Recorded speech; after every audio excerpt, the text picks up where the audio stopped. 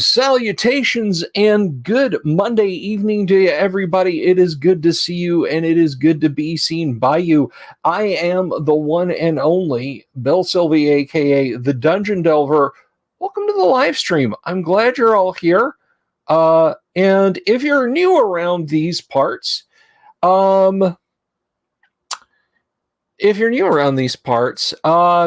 this is a thing we do 5 nights a week. We talk about tabletop role-playing games and the consideration thereof. We tend to lean into the old school pretty heavily around these parts. So I hope you brought your crayon to color your dice, because I don't have any extras.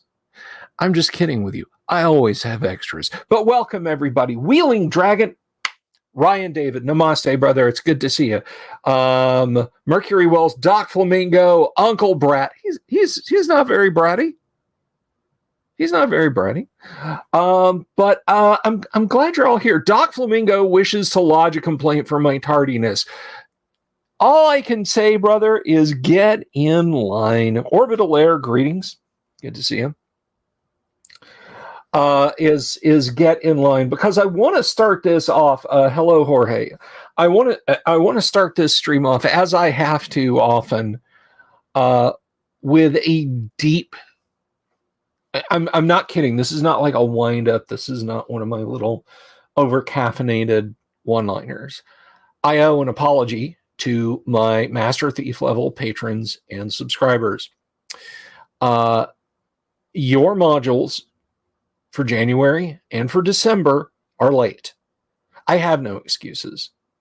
They will be done by Saturday. On my resume of things I do on YouTube, be a rip-off artist is not something I really wanted to put on there. But I have let you down. And there is no excuse for it. I am so unbelievably sorry. You all support this show, and I didn't support you back. And so I'm sorry. All I can do is come to you humbly, hat in hand, and say, I hope you continue to support the show.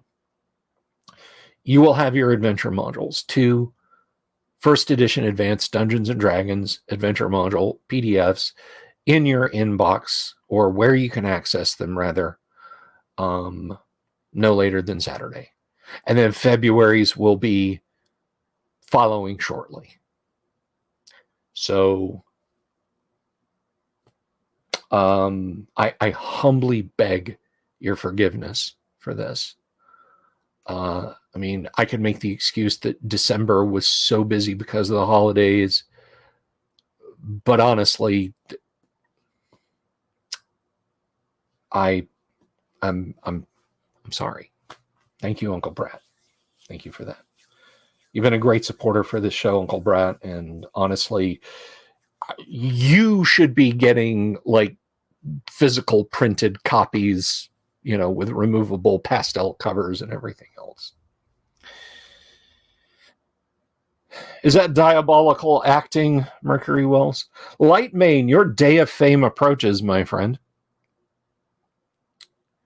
I have just started the I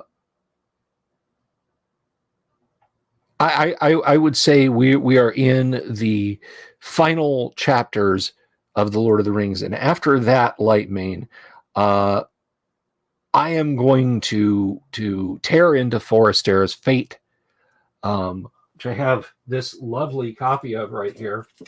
By the way, Dungeon Minister actually got one too, did an unboxing. But Forestera's Fate, this is Light Main's book that he published. I'm going to read it. I'm going to review it. I'm going to talk about this.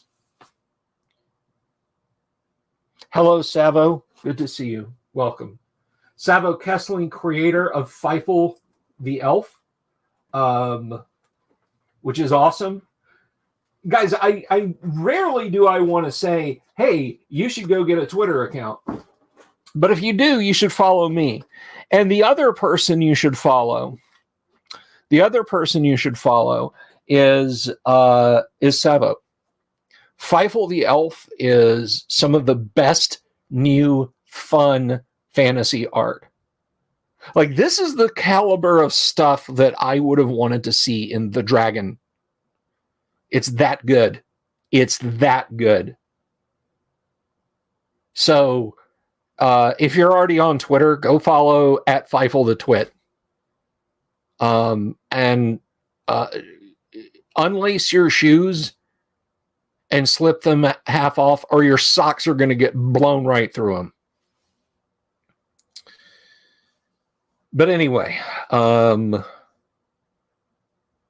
if I keep those adventures, I don't want... They're for you. They are for you. Savo pays me to say that by doing strips on, like, my suggestion. Some of them get made. Savo screwing around with the wish gem in the Tomb of Horrors. Some of them... not Savo, Feifel screwing around with the wish gem in the Tomb of Horrors. Some of them don't. You know, Feifel has to do house cleaning for the Storm Giantess sisters. I keep asking. I'm just kidding. It is at Feifel the Twit, Jorge. At Feifel the Twit. Honestly, if you follow me on Twitter, go to my timeline. I retweet Savo's strips whenever they come up. Local Gumby, good to see you. Patty's Parlor, greetings. But anyway, so that's enough seriousness. Let's get on to the nonsense. The week ahead, we have some good stuff coming this week. Tomorrow night, we play First Edition Advanced Dungeons & Dragons for your entertainment and your edification. Tomorrow night, on this stream, we will be playing First Edition Advanced Dungeons & Dragons. And it's FIFLETHETWIT. You know what? I have a keyboard.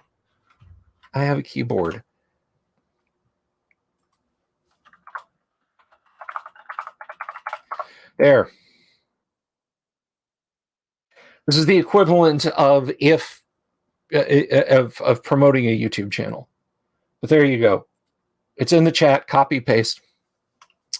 But anyway, so tomorrow night, First Edition AD&D. Wednesday night, I'm hoping, fingers are crossed, wood is being knocked upon, that Kyle will be in studio, and I will find out from him forthwith whether that's going to be the case. You know, he's down there. He's down. He's the bottom of the earth quarter pounder that he and I could make. He's the bottom of that bun there. That analogy, I don't know what is going on in my brain right now. Anyway, he's busy. He's a busy man. He's busier than me. I have created leisure time where I deserve none. Kyle works. He does stuff. He dads. He husbands. So, you know, if he's busy, by gosh, we'll do some more L1 deep dive.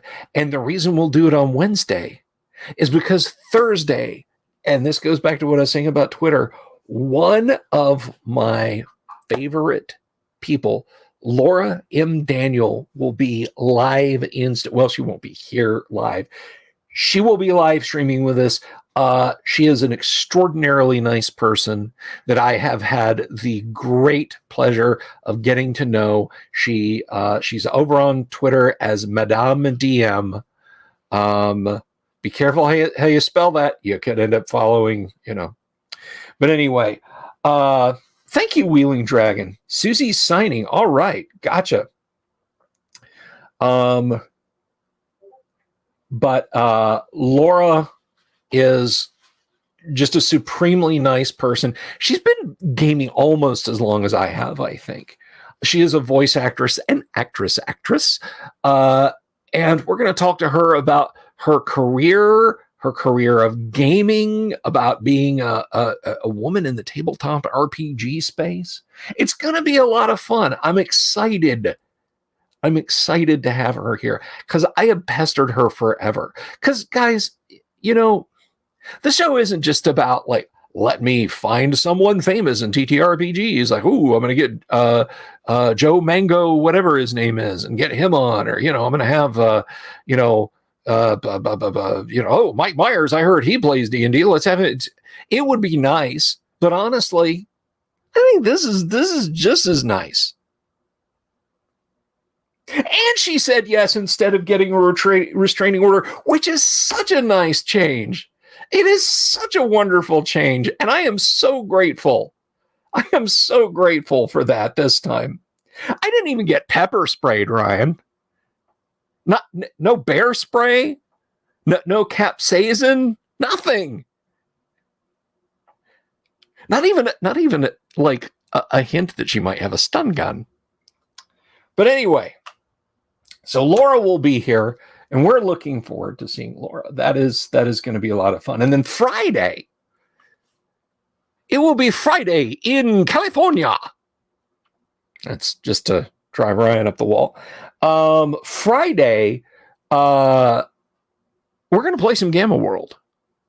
It was a touch and go situation. The party was squared off against some very upset robot men. So what's going to happen this Friday? Don't know. We'll have to find out.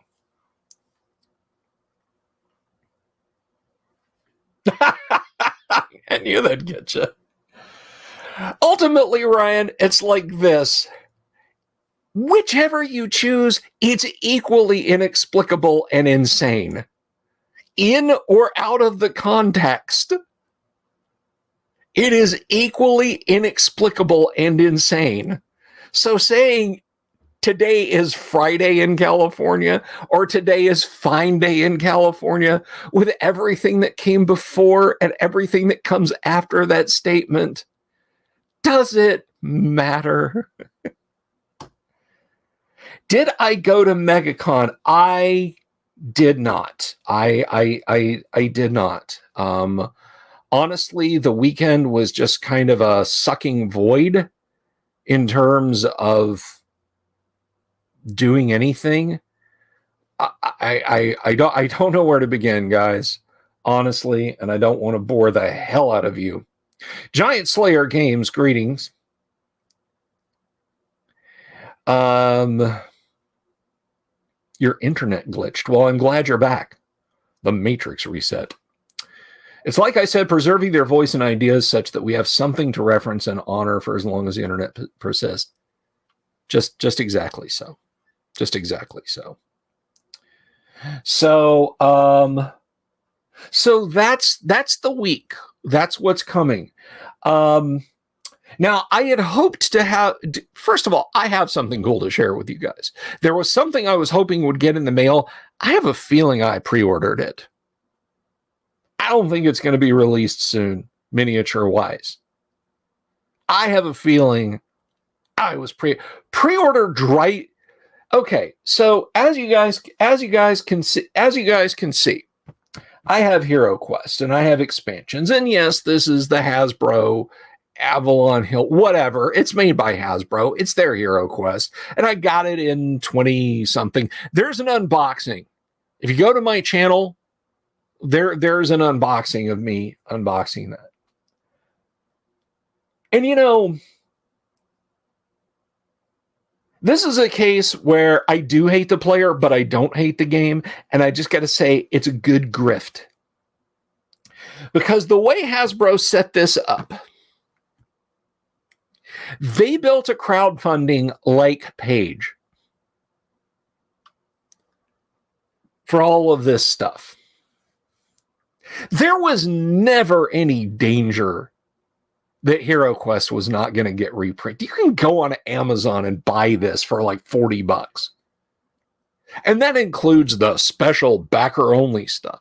But they made it look exactly like a crowdfunding thing. Like, we, the gamers, are steering what Hasbro is going to do, and if they get $2 million, they're going to make here. Guys, they were already going to make it.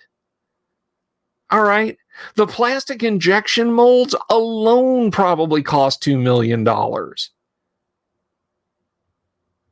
They were absolutely going to make it.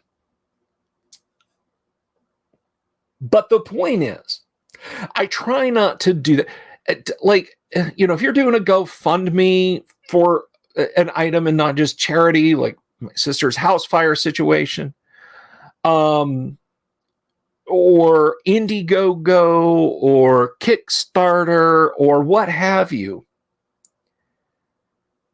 you are, you're, you know, your contribution might make or break a certain level of that backing. That was never the case with this. Hero Quest might be the best game in the whole world, broad-sewed, but they were not going to not remake this. So I try not to get pulled into corporate crowdfunding. And I think that happened with the mini that I had hoped to get to show you guys. If you go last week, was it last week or week before last? I don't remember. I can't keep up with my own content. We had a feature at an interstitial, as I call it, where I talked about how WizKids is releasing a line of minis that are reasonably priced, I might add, that are the classics of Dungeons and Dragons art. You get a Tom Wham like Beholder, you get a Dave Sutherland like Red Dragon, so on and etc. And they're all representations of classic Dungeons and Dragons art. What sucks is they're blind draw. Like, you could order a case from them from your FLGS and literally just get nothing but 2 Cobalt packs. I think they probably have a system of randomization that stops that. So the percentage chance of that happening is astronomically low, but it could happen. So if you're going to want those, you know, I want the Mordenkainen that actually looks like Gary, not the dildo with ears that looks like Sean Reynolds. But I don't want to screw around with blind draw. You'll have to buy on eBay, and I'm sure people are going to be like, "Oh, this miniature is $40," you know. So I ordered the basic, the Holmes basic David C. Sutherland Red Dragon, just because it's badass, dude. But I thought I was ordering. Well, Savo, now we know. I thought I was ordering it. I did not realize I was pre-ordering it. So I inadvertently backed it. But it won't be blind draw, and I will show it off when it gets here, because God knows I needed another Red Dragon miniature, right? But I do have minis to show you guys, and I want to show this to you. Let me see. Is it table cam? It is, but it is not in shot, and I'm going to have to lean way over to reach it. So what I have here, these two little guys are among the first miniatures that I ever painted when I was a kid. And I both love and hate these. Come on, stop.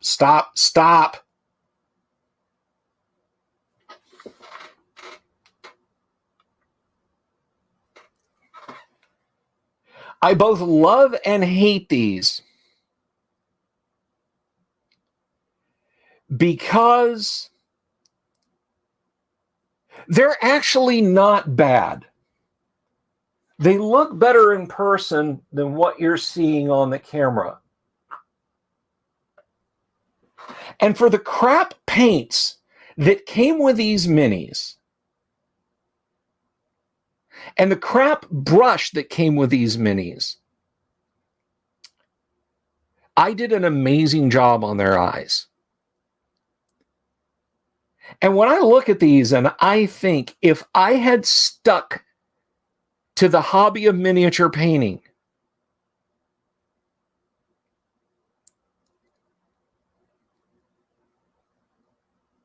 I could have been a good mini painter.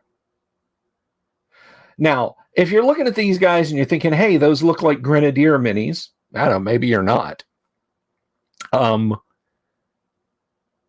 You would be, you would actually be correct. For reasons I don't completely understand, after Grenadier parted ways with TSR as the official miniature making company, they stopped making the gold box line like that. Yeah, Uncle Brad, exactly. I could have been a contender. But after they stopped doing that, they released a line of miniatures that I have 2 of the 3 sets that they released. There were Fantasy Warriors, which was a huge box. And then they released Future Soldiers, which I have half of the Future Soldiers box. But I got them because they were on clearance. I got them at like Circus World Toys for like $2.50 a piece. Can you imagine a box of metal miniatures that well done for $2.50 a piece? And I brought them home and I painted them up and I traded some and so on and etc. But Pinnacle Miniatures or Pinnacle Productions or Pinnacle Products, I can't remember which, were this alternate line that Grenadier did. And they came with paints and a brush and everything else. And so I painted them all up with the crap paints. You know, those weren't thinned and the miniatures weren't primed. And yet I got, for the hands of an 11 or 12-year-old, pretty good results. Now, I thought when I unearthed those guys, I thought about just dunking them right in some simple green. But you know what? Why create more unpainted metal? No, I like those guys. Those aren't like that dude from what's his name? The Games Workshop in-house painter who has that horribly painted Space Marine. No, those minis I showed you guys, they're better than that. They're actually pretty good. And because I bought 2 of those sets because they were cheap, I wound up with 2 of those Turkish themed magic users or clerics.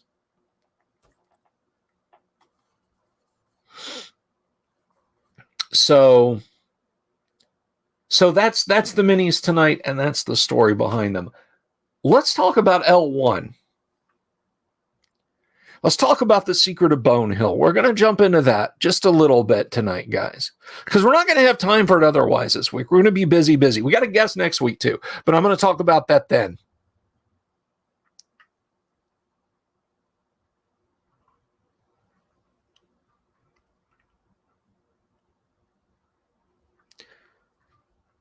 So we made it all the way down to the basement of the castle. We're going to talk about the dungeon lair. So let's share a screen.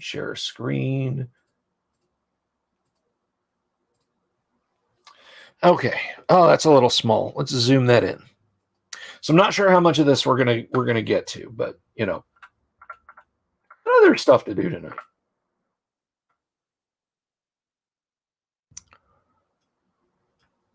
So I left it where we were. Let's see.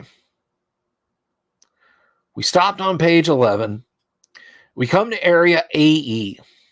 storage chamber. This area was used for storage of furniture. A number of pieces are still piled up, and some are valuable if repaired and cleaned. Once refurbished, they might fetch up to 300 gold pieces in a town market. Now, that's interesting. You can go antiquing in D&D, and I feel like that's like one of the first, if only, times a module ever says, hey, you can haul the furniture out of here and sell it too. Usually it's like the furniture was once fine, but is now obviously ruined. Rotting ancient finery, destroyed once fine furniture. This says, no, hey, put some elbow grease into it, and you got 300 gold pieces. I'm putting on a good show, and you guys out there in the audience are talking about the weather. So we have the Wraith layer. I'm just teasing you guys. These rooms are used by the Wraith. See above ground ruin for stats. It is here during the day 100% of the time. It might attack a group of up to 4 individuals immediately, but will wait for an opportunity to surprise a group of 5 or more. Room AF is a small den. It contains a desk, a bookcase with 40 books, a chair, and a brazier. Not a brazier. There might be a brazier in there. I'm not going to judge. That's fine. None of these are very valuable. Room AG is a bedroom. It once had excellent furnishings, but they've long since rotted away. See, there you go. You can fix the furniture in the previous encounter, not this. Guys, it's fine. It's fine. I was just teasing you. A heavy dampness hangs over the room. Yep, that'll do it. The Wraith likes to hide under the bed to surprise people. Abooga, booga, booga. Ah, you really scared us. Yeah, I'm going to drain your life levels now. Aw. If reduced to 10 or fewer hit points, it will flee the area. Ah, the temple. Oh, that's AH, the temple. Avalon Hill, the temple. No, this is Bone Hill. The Wraith knows of this room but does not enter it. It is the remains of an old temple. The altar is in the center of the south wall. Any who come within 10 feet of the huge stone statue on the altar, 8 feet tall, carved to resemble a fire giant, will cause the statue to animate. The animation is actually an illusion of the giant throwing his hammer at a party member. If the illusion is believed, the target will always be hit for 3 to 18 points of damage, and the hammer will return to the statue. It will be thrown over and over again. Blunt weapons can break the statue and the illusion if 18 points of damage are inflicted on it. All other forms of attack are useless except those that guard the mind, including psionic defenses. Those who attempt to disbelieve the illusion gain a save versus spells. That is important. That is important. That has launched 1,000 attempts to save players' asses.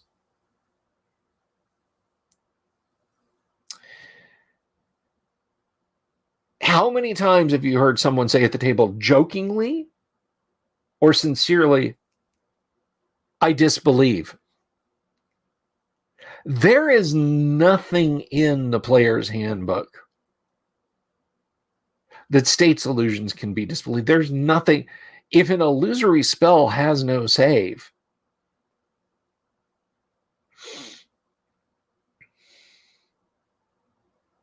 no. Ryan, bring in the spice tonight.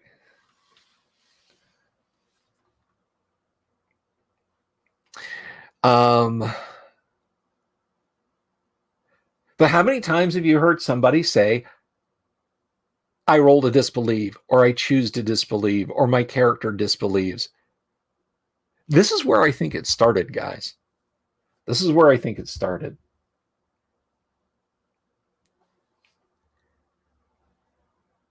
If they make it, the illusion is dispelled in their minds. If they fail, they are subject to the attack with a normal 2-hit roll versus armor class. Treat the hammer as if it was thrown by a 4-hit dice monster. Well, that ain't awful. Still, 3 to 18 points. This is a 2 to 4th level. That could literally be bop, bop, bop, bop. Bop, bop, bop. Your whole party's dead.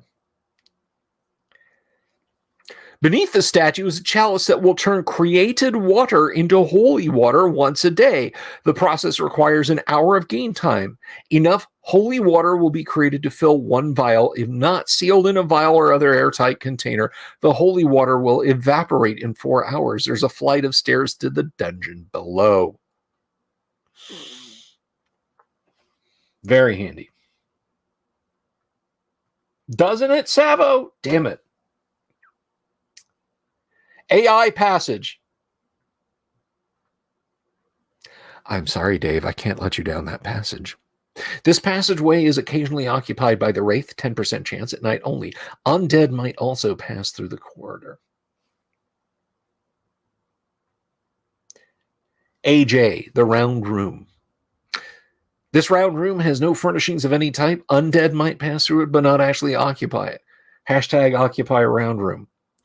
There is a flight of stairs to the dungeon. See below. We have a little bit of art there. I'm not sure who that's by. Possibly Willingham.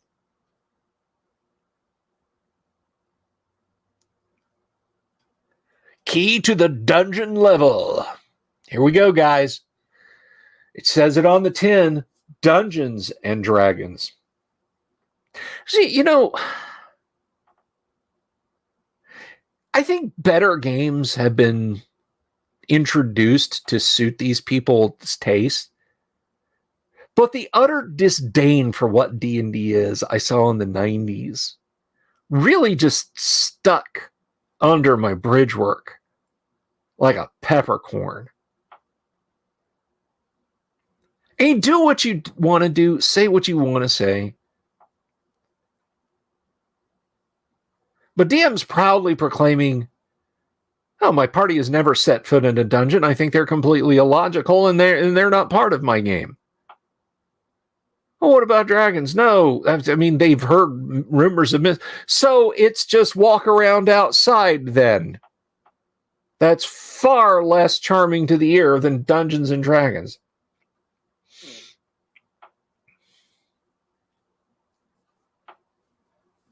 The basement to the dungeon has some characteristics common to its various rooms. Almost every room is damp and clammy, or clamp and dammy. These four are not: BQ, BI, B letter J, BK, and will be explained separately. The walls glisten and are moist to the touch. The air is stagnant and foul. Noises are very common. Check each turn on a D6 with a 1 or 2 indicating some noise. Grab your Dungeon Master's Guide and check it out. Use a D10 to determine the source. 1 to 2 scurrying rats or scuttling noise, usually very faint. They have 1 hit point and no effective attack. Rat holes are very common in the complex, except in the 4 rooms previously noted. Whistling, very low, cause air movement. Moaning, followed by insane laughter and jingling, lasting 2 rounds. Cause a permanent illusion has been cast in rooms BN and BD, where the noises are the loudest. Dispel magic versus 13th level magic can remove the noise. Squeaking! 1 to 4 brown rats is above, but 1 rat is 40% likely to be a giant rat. If a giant rat is present, there's a 60% chance for 2 to 8 more brown rats that will all scurry to the attack. The brown rats are harmless, but will mask the giant rat, which is also brown. I don't know, man. Giant rats are like the size of a Yorkshire Terrier. And I know rats can get big, Rattus norvegicus, but seriously, they're at most that big. A Sumatran rat's like that big.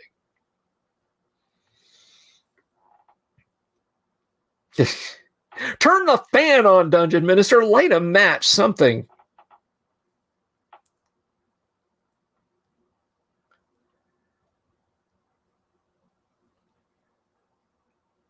Loud whistle, followed immediately by a very strong gust of wind.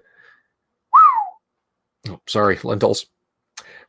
Unprotected flames are 90% likely to be blown out. Cause part of the aforementioned permanent illusion in 5 to 7 above. If dispelled, therefore, both of the effects are no longer possible. It should be noted that this area is plagued by drafts.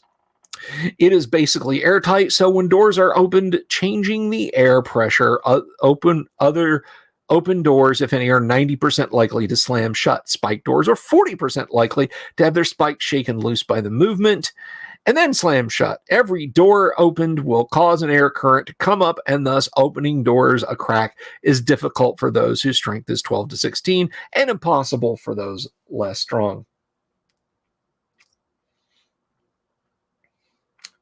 Doc Flamingo says, is it me or is YouTube being especially awful tonight? Well, I'm on it, so it is especially awful. BA, I ain't going in no tunnel, Hannibal. This location can be entered from the locked iron-bound door. It has a padlock holding a bar in place on the inside. Thus, there is no lock to pick from the ladder side. The ladder to/from location C above is also a possible entrance. This ladder is 40 feet long. Its rungs are old and rotting. For each 10 feet climb, there's a 10% cumulative chance per person of the rungs giving way and toppling that individual to the floor. Any person on the ladder falling will also be knocked below the falling individual will be knocked off unless a save is made, rolling one's dexterity or less on a d20. And again, we see the stat check rear its head. Damage taken will be 1 to 6 points per each 10 feet. Any fall doing 8 points or more of damage to a character necessitates all items carried making a save versus crushing blow. Note that the corner of this tunnel has begun to collapse. It is safe for the moment, however. When the door is opened, begin rolling for noises given above. BB, cavern. It's just a natural cavern and there's nothing to say about it. Gray ooze cave. We all know about those. Only gnomes or halflings can scuttle through merely by bending low. Other characters must go on all fours. Just over the doorway is a large gray ooze. We know what they do's. It will drop on the first individual to enter the room. And look at that. It's psionically aware with a psionic strength of 80 points. If a psionic note it says psionic-like power. Check your Dungeon Master's Guide. Look at everything that is a psionic-like power. That includes Cure Light Wounds, boys and girls.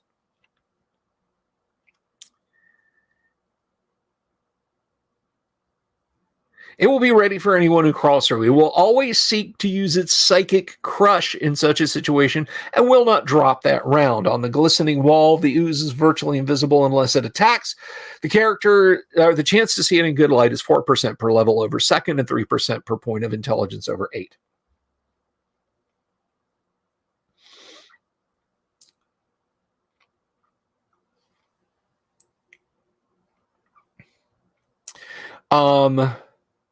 Now, here's the saving thing. Nothing but psionic blast affects non-psionics. You can insinuate, psychic crush, tower of iron will,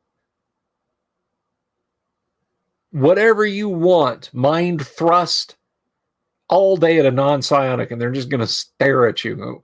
Why do you keep furrowing your brows? Yourself, what? Now, fortunately, the ooze does not have disciplines, although a particularly cruel dungeon master might elect to give it some. RPG Grandma, hello. Plover the river and frots the woods. To grandmother's house we go.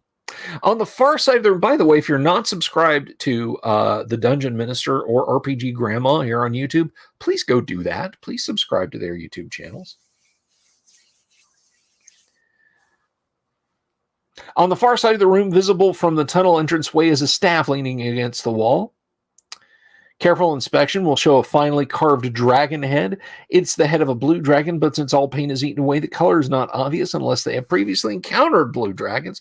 Will not be able to recognize the exact species. It has 11 charges and can be commanded by the proper spell words to perform the following functions.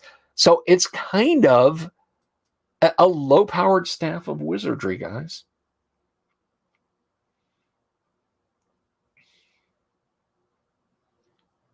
Dancing light, spark, a 30-foot long straight discharge can be fired 2 to 20 points of damage without a save to those wearing metal, 2 to 8 to those making their save.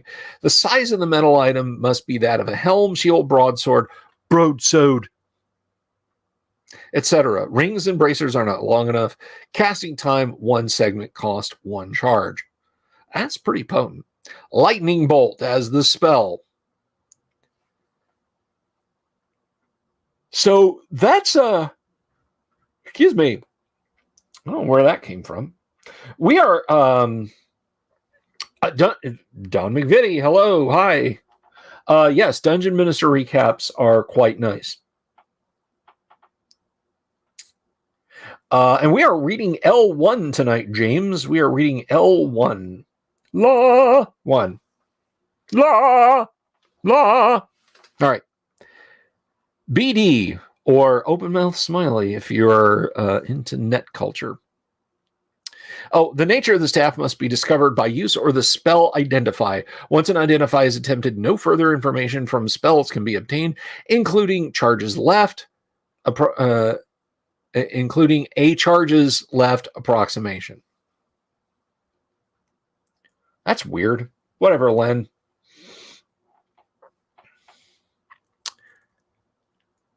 The statue room. There's a stone guardian in the new creatures section at the end of this module. Will activate and attack anyone entering from either passage.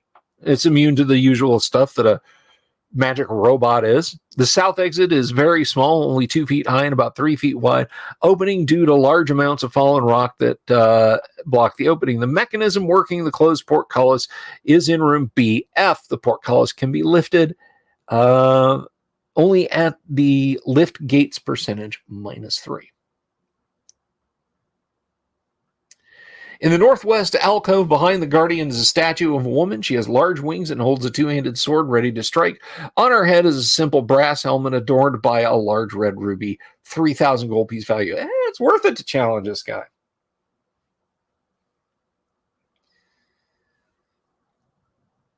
The statue was once part of a ransacked good temple and was defiled by the captors and unholy service.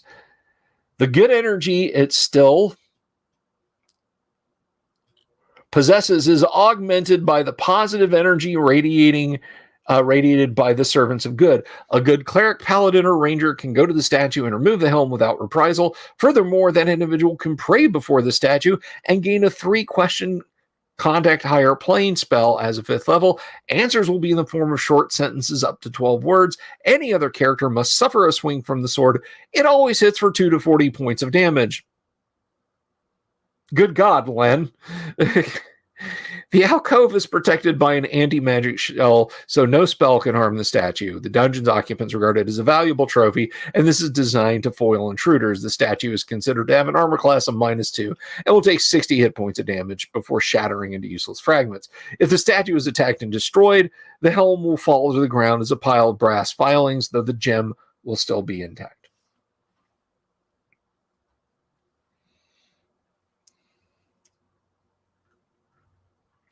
The helm will grant to a cleric of good alignment, a paladin, or a ranger the ability of true seeing 3 times a day for up to 3 rounds per use. However, the character is then -3 on all saves versus attacks on the mind. Removing the helm negates its power for 1 full week. Non-paladins, rangers, good clerics wearing the helm will often see hallucinations, especially inexplicable colored auras around living figures. Check once per hour per a save. Normal save versus spells. These visions are never harmful, but can trick or mislead a wearer.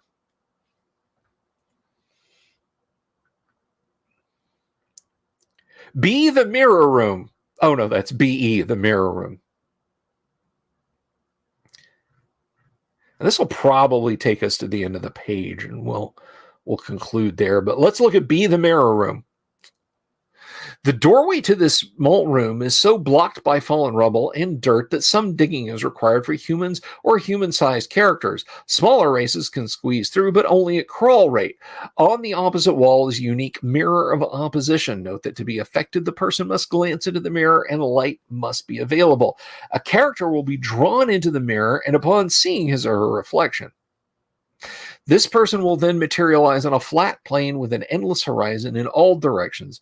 Opposite the character at a distance of 40 to 240 feet is an exact duplicate of him or herself. The duplicate is complete in every way, including magic items, spells, only those currently memorized are granted and still unused, weapons, armor, etc. Its hit points are equal to the character's current hit points. The DM must play the duplicate and melee will begin at once.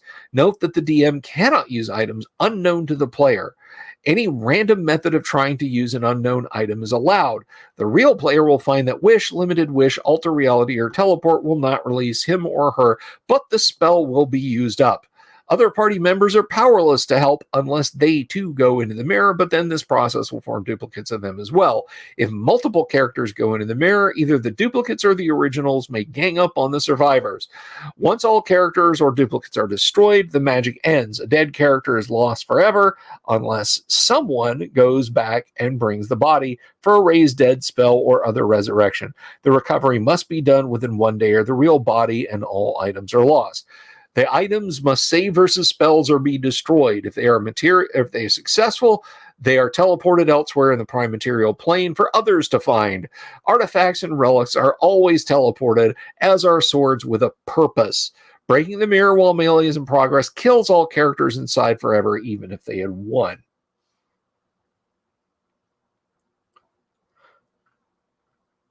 The mirror is attached to the wall with wizard glue. The text of the spell is not available to the party, but a dispel magic can unglue it if the spell is successful versus 15th level magic. Physically removing the mirror always breaks it. Wishes can remove it. The mirror is 2 feet wide and 5 feet high and soft as a downy chick. And is very fragile. If someone does not hold it when dispel magic is cast, it will fall and break. Furthermore, it cannot be put in a bag of holding or other transport device without shattering. Undead creatures are not drawn into the mirror. This variant of a Mirror of Opposition is worth 5,000 gold pieces and 1,000 XP to any survivor. Don't forget to give the character experience points for defeating him or herself. Wow. Len, my brother in Gygax, may you rest in peace. Wish, limited wish, alter reality, teleport. Things that a first level party does not have access to, or second or fourth level. Good night. I have a recipe for you guys. Maybe I can share this with Kyle tomorrow night or something. You guys talking about that? But do you look fatter in the mirror? No, it does not add 10 pounds. I'm going to share a recipe with you guys. It is called the Eternal Food. It is a honey and wine glazed rice. And why is that significant, you might ask? There's a little pinch of salt in it too. It's just 4 ingredients. No, I'm sorry, five ingredients. There's butter involved. Why is that significant? Why is a honey and wine glazed rice in sauteed in butter with a little pinch of salt on it significant? You guys think about it for just a minute while we hop to the next page. So we're going to do, if the next encounter area is small, we're going to do it, but otherwise we're going to have to go. So the wench room. Oh, I'm sorry, the winch room. Come on, stop.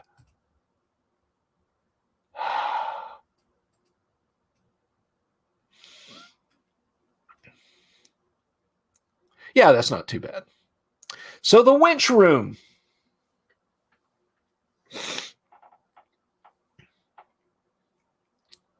If the Dungeon Master follows a money hall method of role-playing, then it stands to reason that at first level we'll have all those items and more collecting chaos.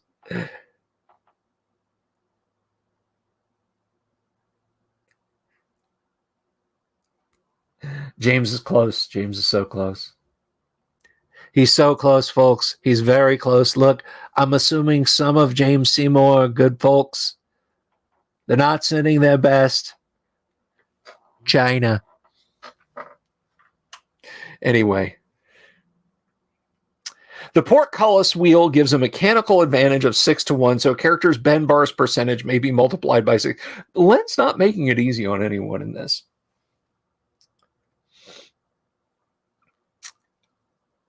So a character's bend bars percentage is multiplied by 6 attempting to lift the portcullis gateway. 2 persons can cooperate on a wheel, but no more. The large alcove to the north looks hazy if good light is available. The doors out of the room are both iron shod and require the bend bars percentage for breaking open by physical strength. The double doors can be hit by 2 characters at once, the other by a single character only. All doors are locked. The haziness is a gelatinous cube, though a bright light, a light spill, or its equivalent, will show a surface across the mouth of the alcove. The cube is 10 feet square and takes up a large part of the room. It's immune to fear, blah, blah, blah, blah, blah. Inside the cube are 2 gems, 450 and 650 gold, plus a special crystal ball of hypnosis and a +2 shield. The crystal ball, if stared into, will contact the wraith if it is still in the area. If the contact is established, the wraith can place a suggestion spell with no saving throw. No further contact will occur. I will not contact you again. So that's it. So we got 10 minutes left. And we're going to pick up next time we can on BG, the Spectator's Room. Okay. Good call there. Tell Saruman this dainty is not for him. Okay, so James got closest to it. A honey and wine glazed rice, sauteed in butter with just a pinch of salt on it, can be made with ingredients that are thousands and thousands and thousands of years old, including the butter. They have found in bogs across northern Europe, peat bogs, mind you, giant balls of butter. They have found honey and rice inside Egyptian tombs. Salt has been found in Roman ruins in Great Britain. That's where we get salary from, because Roman soldiers were often paid the weight of gold in salt. And the wine, well, Jacques Cousteau recovered a bottle of wine, actually a few bottles of wine, from a Viking ship that was estimated to have sunk around the year 1000.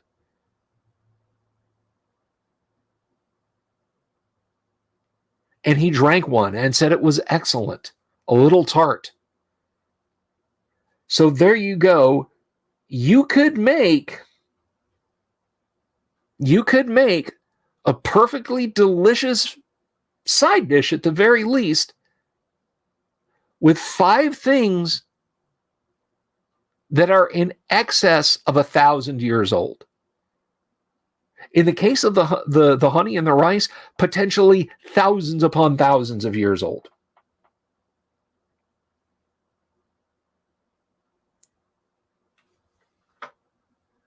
So there you go. There you go. I was flabbergasted when I knew about honey, I knew about rice, I knew about the wine, and of course salt abounds. You know, you have to struggle to not find salt someplace in the world. Yeah, I've seen that, the pink Himalayan salt that says it's 20 million years old and it expires like 2 years after you buy it.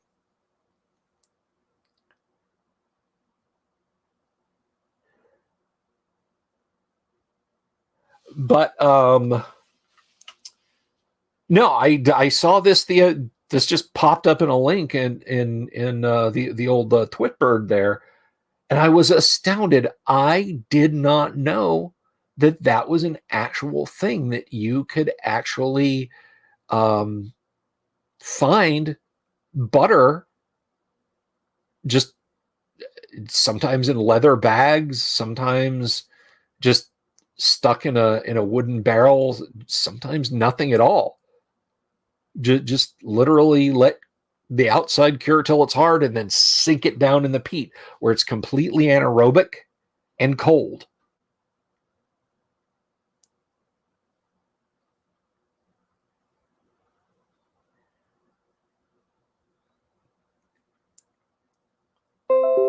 So I thought that was pretty cool, and I hope you guys think that's pretty cool too. Let me know if you want me to share that recipe on social media, by the way. Don't break into a museum and steal, like, the bog butter exhibit, okay?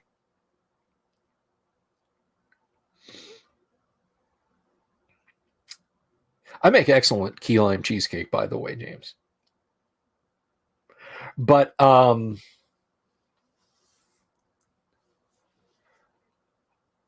was it? The oldest wine ever found actually dates back to Roman times as well. It's about I think they reckon it's about 2,200 years old.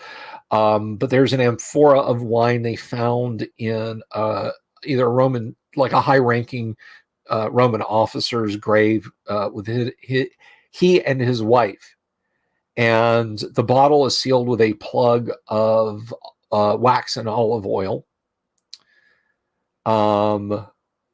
It is estimated that the wine inside is technically consumable without causing you harm, but it would probably taste most foul.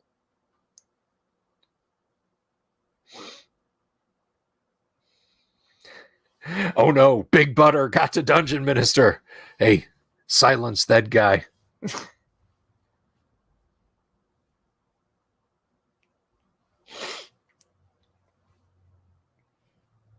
I make amazing key lime cheesecake.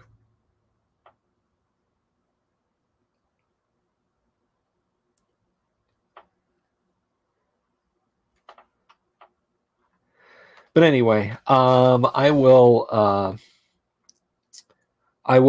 be more than happy to share that recipe with you guys on social media if you want. But anyhow,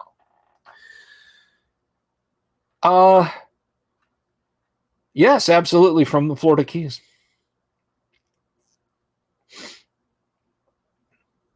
That's, the interesting thing about butter was it was used back then, like people would use it as caulk because it's not like the soft yellowy stuff you have to keep in your fridge. It's a stiffer waxen substance. It's still dairy based, but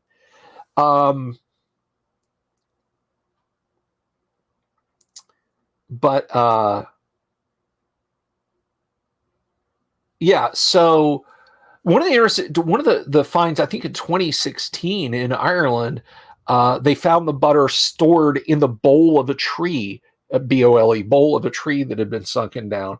And one of the scientists who was part of the find, he was astounded. He looked at when they cut the tree open, right where one of the round things, sticking out of the side of the tree was, and he saw it and he exclaimed, "I can't believe it's not butter."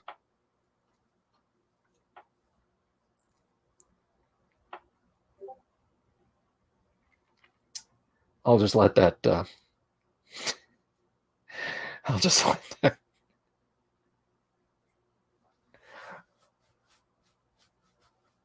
That's if I had a tie on, I'd be doing that Letterman thing where anyway. I knew I'd get a sigh out of Dungeon Minister. I knew it.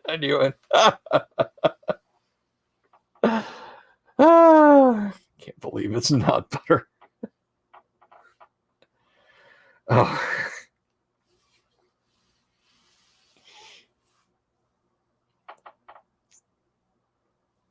Oh, and there is one other ancient food, but to be honest, it sounds completely disgusting, and I would not include it in this. And that is what they call Chinese thousand-year eggs. They're usually just a couple years old, but they're basically fermented duck eggs, and they're awful.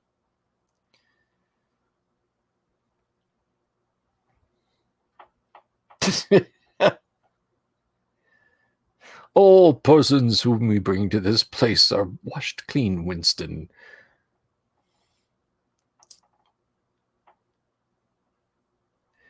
Did Gary ever get interviewed on any shows that weren't out to get him?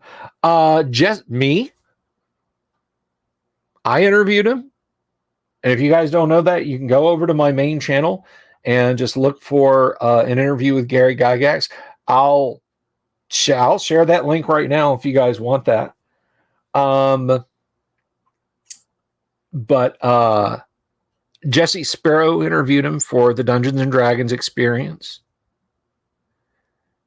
There was a British documentary about the phenomena of wargaming and role-playing games, what is it? Was it British Pathé? I don't know, but you can probably find it on YouTube also.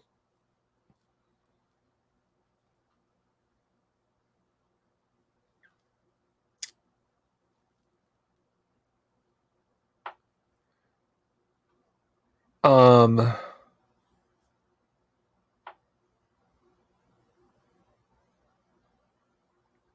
but anyway, yeah, that's as far as I know. Here, stick that up. Yeah, as far as I know, James, Gary did very few interviews.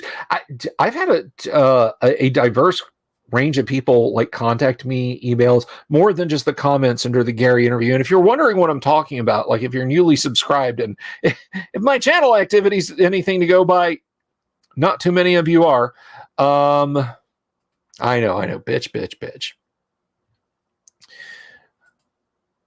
Let's see. Let me find it here.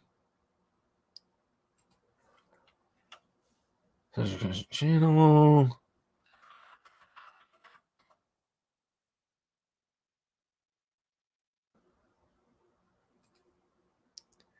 Let me get this link for you guys.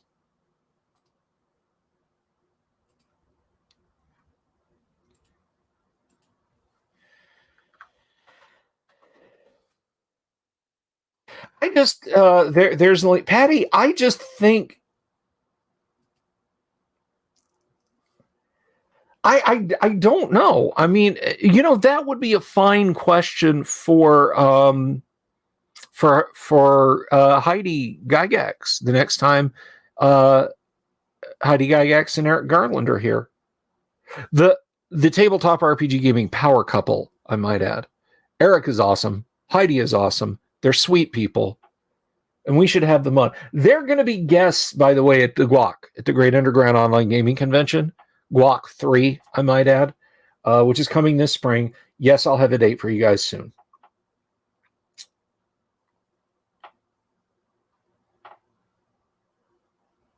James, get out.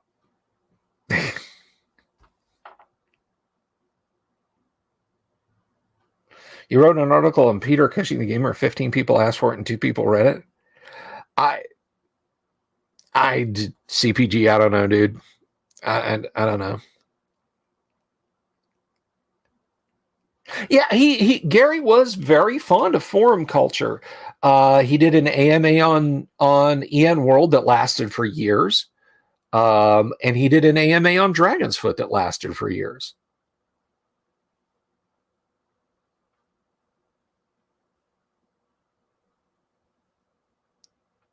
And I have to say,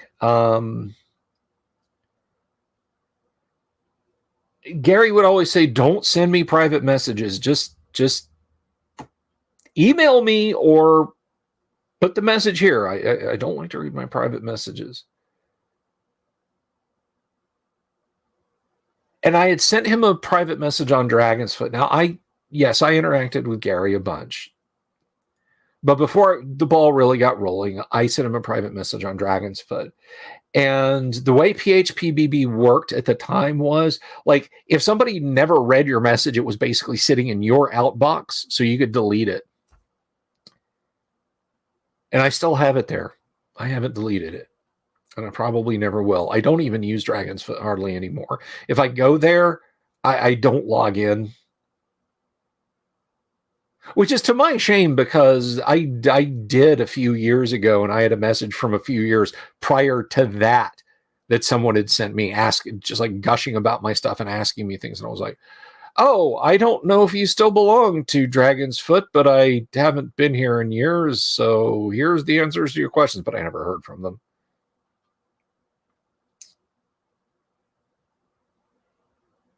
But it is a web forum for talking about D&D. I met some fine people on Dragon's Foot back 20 years ago. Dragonsfoot.org.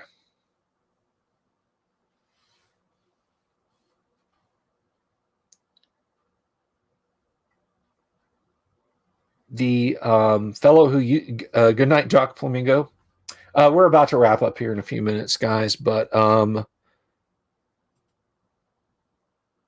Steve over at Dragon's Foot was a swell dude.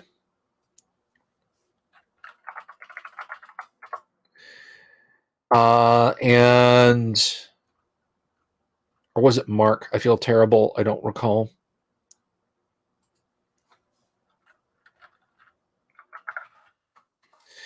But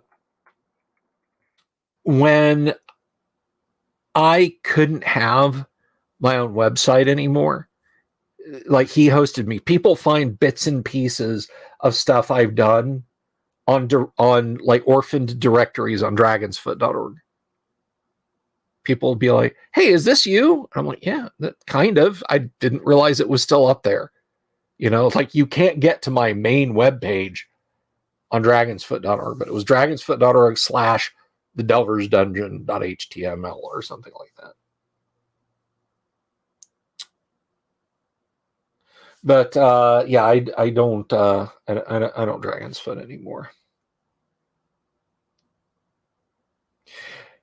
Me too, Dungeon Minister. We had a laundry crisis. I was up doing laundry exceptionally late, so I should probably I should probably like lie down and go to sleep. Yeah, it's weird to see, like, you know, and people will necro stuff. Like, you realize you're responding to a post I made literally when I was in my 30s. You realize that, right? I'm in my mid 50s, and I made that post when I was in my early 30s. I made that post in 2001. Because that's when I found Dragon's Foot. They had a massive board crash and a bunch of stuff was lost. So it looks like people had to re-register, and they did in droves. So it looks like I only started in 2004, but I was actually there in 2001.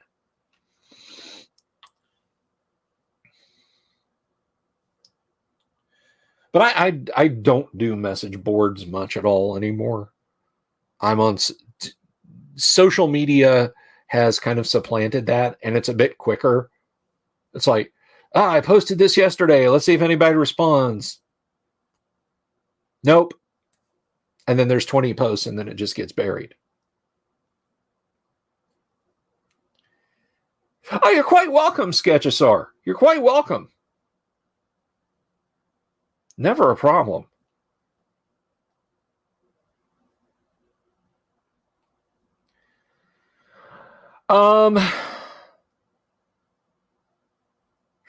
James, ultimately, it depends on what you want to do with it. I mean,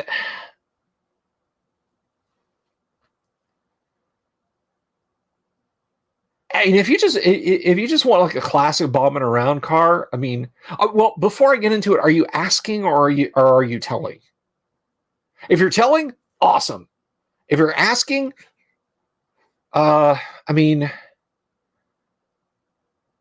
but I mean, Slant 6 is so Tinker Toy, and I mean that in a very positive way. Like the GM 350 is very Tinker Toy. It's like, what can't you do with it? You know, I mean, you want to put just like a 2-barrel on it and just motor around and listen to boom, boom, boom, boom, boom. That's fine. You want to turn it into a beast and lay down some rubber? That's fine too. Anyway, so that about does it for me, guys. Family car. Okay, there you go. Yeah, rebuild the Slane 6. That's gonna do it for me, guys. I'm gonna slide on out of here. We will be back tomorrow with Let's Play First Edition AD&D. I will have miniatures and terrain out on the table. Don't miss it. Some Dwarven Forge. But remember, guys, you don't need it. It's just going to look cool on the show tomorrow. So everybody have an absolutely wonderful evening. Hey, I care about you all, guys. Take care of one another. Be good to one another, because life's too short, and why go to bed angry? I will see everyone tomorrow. Peace. Have you seen my owl bear?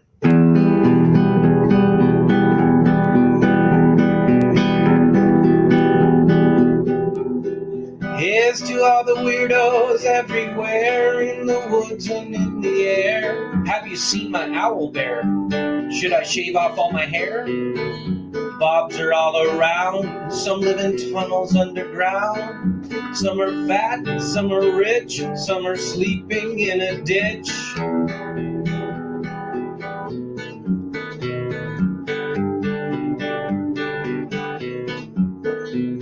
Can you ride a crooked horse without a saddle way off course? Naked as a toad, all the way to Smoky Joe's. Have you seen the little creep driving fast in his little green Jeep? He smells like fish and brandy, but his rotten teeth look dandy.